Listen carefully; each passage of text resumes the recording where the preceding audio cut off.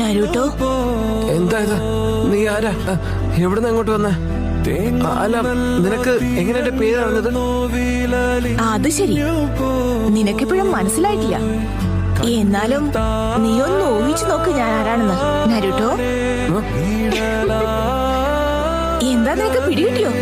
മനസ്സിലായി, നീ നൈറ്റേഴ്സിന്റെ യഥാർത്ഥ രൂപമല്ലേ?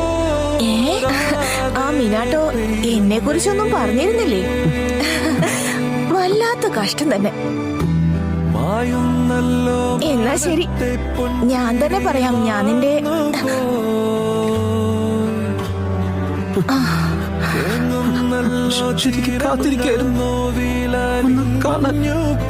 നീ ഇത്ര നേരം എന്താ പറഞ്ഞേ? അമ്മയെ നിനക്ക് ഇപ്പോഴാ മനസ്സിലായതല്ലേ?